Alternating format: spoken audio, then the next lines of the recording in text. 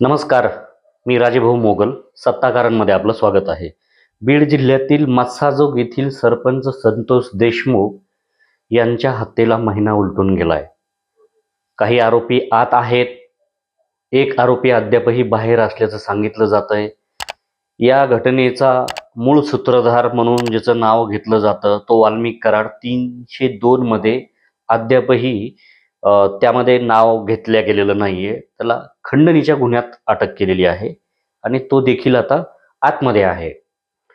यावरून चर्चा रंगती. रोज महाराष्ट्रात कुठं ना कुठंतरी मोर्चे निघतायत, विशेषतः मराठवाड्यात निघतायत. यावरून रान पेटलंय, सातत्याने भाषणं होत आहेत.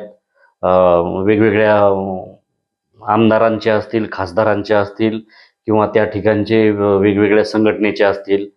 कुठंतरी या विषयाला मराठा विरुद्ध ओबीसी असा रंग देण्याचा प्रयत्न देखील सुरू आहे. मात्र तसं नसल्याचं आपण सातत्याने बघत आलेलो आहे. याला वेगवेगळे अँगल आहेत, त्याला कंगोरे आहेत. हे सगळं समजून घेणं गरजेचं आहे. आज आपण बघितलं धाराशिवमध्ये जो मोर्चा निघाला त्या मोर्चामध्ये धनगर बांधवांनी देखील त्या ठिकाणी भाषणं केलेली आहेत आणि आम्ही मराठा समाजासोबत असल्याचं सांगितलं जात आहे. जे लोक हे चित्र रंगवत आहेत त्याला ती एक चपराक आहे. मात्र या घटनेच्या थोडंसं जरा मुळाशी जर गेलं तर आपल्याला वेगळ्या गोष्टी बघायला मिळतील. वाल्मिक कराड हे धनंजय मुंडे यांच्या अगदी जवळचे आहेत. तसं स्वतः धनंजय मुंडेंनी सांगितलं की होय, ते माझ्या जवळचे आहेत. त्या अगोदर दसरा मेळाव्यामध्ये पंकजा मुंडे यांनी सांगितलं की वाल्मिक कराडशिवाय धनंजय मुंडेचं पानही हलत नाही. वाल्मिक कराड जे करतोय ते सगळं धनंजय मुंडेला माहितीच असतं असं देखील सांगितलं जात आहे. मात्र वाल्मिक कराड हे सूत्रधार आहेत सरपंच संतोष देशमुख यांच्या हातेतले, असा सातत्याने आरोप होत असताना मात्र त्यांचं त्यामध्ये अद्याप नाव आलेलं नाहीये. त्यांना खंडणीच्या प्रकरणात हे नाव आलेलं आहे त्यांचं आणि ते आतमध्ये आहेत. या खंडणीच्या प्रकरणामध्ये ते चाटे या व्यक्तीच्या मोबाईलवरून बोलले. तो चाटे त्यांचा वाल्मिक कराडांचा मावस भाऊ असल्याचं देखील बीडचे लोक सांगतायत. त्यामुळं चाटे तोंड उघडायला तयार नाहीये. चाटेचा मोबाईल देखील सापडत नाहीये. ह्या सगळ्या याच्यावरून चर्चा होते. याला कसं वाचवलं जातंय, मुळात जाऊन चौकशी होत नाहीये, असे सगळे आरोप होत असतानाच एक बीड जिल्हा बदनाम होतोय असा एक आता सूर नवीन आवळला जातोय. तसं सातत्याने आता बोललं पण जात आहे. मात्र बीड बदनाम होतोय असं म्हणतायत. मात्र बीड बदनाम कोणामुळे होतोय याचा विचार करणार नाहीयेत का आपण? काही दिवसापूर्वी धनंजय मुंडे यांनी माध्यमांशी बोलताना सांगितलं की या घटनेवर मी योग्य वेळी उत्तर देईल. त्यापूर्वी सांगितलं की इतर जिल्ह्यात घटना घडत नाहीत का, इतर राज्यात घटना घडत नाहीत का, असा एक त्यांनी संदर्भ त्याला जोडून दिला. याला हे सांगण्याचं कारणही तसंच आहे. आणि जे मी बोललो की बीड जिल्हा बदनाम करण्यात येतोय असा एक आता आरोप केला जातोय.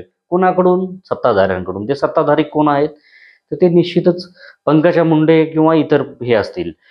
नाव न घेता मात्र ते तो धागा पकडूनच सांगितलं की होय, बीड बदनाम केला जातोय.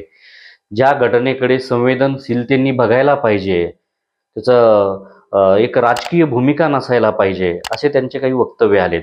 आणि त्यांनी याला जोडूनच सांगितलं की माझ्याकडे दर महिन्याचे आकडे येतात RTIच्या माध्यमातून की कुठल्या भागामध्ये किंवा कुठल्या जिल्ह्यामध्ये कुठल्या घटना घडतायत. म्हणजे एकीकडे धनंजय मुंडे जे बोललेत की इतर जिल्ह्यात घटना घडत नाहीत का, तसा सूर हा पंकजा मुंडे यांचा बोलण्याचा दिसून आलेला आहे. मात्र त्या संवेदना वगैरे अशी त्यांनी भाषा वापरली आहे. बीड बदनाम होतोय असं वापरलंय. पण बीड बदनाम कशामुळे होतोय? कोण करतोय बीड बदनाम? बीड बदनाम होतोय तर तुम्ही त्यांना न्यायालयात खेचणार आहात का? बीड बदनाम होण्याची कारणं काय आहेत? बीड बदनाम होतोय केवळ एकच कारण नाहीये. संतोष देशमुख यांची हत्या झाली, ते आरोपी कोण आहेत, त्या आरोपींना कोण पाठीशी घालतंय हा महाराष्ट्र बघतोय. 1 महिना उलटून गेलेला आहे. याच्यात फारशी प्रगती दिसत नाही. अजूनही मोबाईल सापडलेला नाही, एक साधा मोबाईल सापडलेला नाही.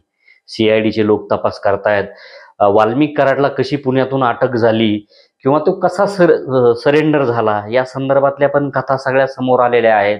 आणि सगळं हे होत असताना आता पंकजा मुंडे म्हणतायत की बीडची बदनामी होती, बीडची बदनामी होती. बीडची बदनामी कोण करतंय तर सुरेश धस करतायत, असं एक त्या त्या ठिकाणी त्यांनी तो धागा जोडून बोलल्यात. मग सुरेश धस यांनी जे प्रश्न उपस्थित केलेत, दीपक केदार असतील, संदीप क्षीरसागर असतील, खासदार बजरंग सोनवणे असतील किंवा इतर मंडळी असतील, मनोज जरांगे पाटील असतील, यांनी जे प्रश्न उपस्थित केलेत ताई, त्यांनी उपस्थित केलेल्या प्रश्नांना आपण उत्तर देणार आहात का, असाही प्रश्न या निमित्ताने आता समोर येतोय.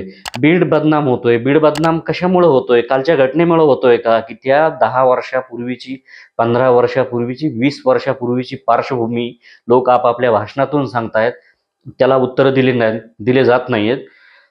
सगळ्यात मोठी गोष्ट, संतोष देशमुख यांची हत्या आणि पीक विमा घोटाळा. परळीमधल्या लोकांनी सोनपेठ असेल, जिंतूर असेल, सेलू असेल, धाराशिव असेल, आष्टी असेल किंवा इतर तालुके असतील, त्या ठिकाणी विमा भरला आहे. तिथल्या शेतकऱ्यांच्या याच्यावर विमा भरला, तिथली शेती दाखवली, नावं यांची आहेत. हा घोटाळा अत्यंत मोठा आहे, हा दिल्ली दरबारपर्यंत पोहोचला आहे. याच्या संदर्भात पण बीडची बदनामी होत असेल का, याला हे उत्तर दिले पाहिजे. याची पाळेमुळे खोलण्यासाठी आपण बोललं पाहिजे. आपल्याला तिथं जाता आलेलं नाहीये, त्या भावना आपण समजू शकतो की तुम्हाला त्या ठिकाणी संतोष देशमुख यांच्या कुटुंबियांना भेटता आलं नाही, की ती तळमळ तुमच्या बोलण्यातून दिसली आणि ती साहजिक आहे. तुम्ही केवळ परळी आणि बीड पुरत्या नाही आहेत, तुम्ही महाराष्ट्राच्या नेते आहेत. तुमच्याकडे वेगळ्या नजरेने एक आशा म्हणून, एक डॅशिंग महिला नेत्या म्हणून बघितलं जातं. त्यामुळं तुमचे विधानं तसेच आले पाहिजे, तुमचे उत्तर पण तसेच आले पाहिजे. आणि बीड बदनाम होतो जर असं म्हणत असाल तुम्ही, तर तुम्ही या सगळ्या प्रश्नांचे उत्तर दिले पाहिजेत आता. आणि सुरेश धस हे काय विरोधी पक्षाचे नाहीत, हे सत्ताधारी पक्षाचे आमदार आहेत. आणि सत्ताधारी पक्षाचे आमदार जेव्हा प्रश्न उपस्थित करतात, तेव्हा त्या प्रश्नांना काहीतरी एक पार्श्वभूमी असते.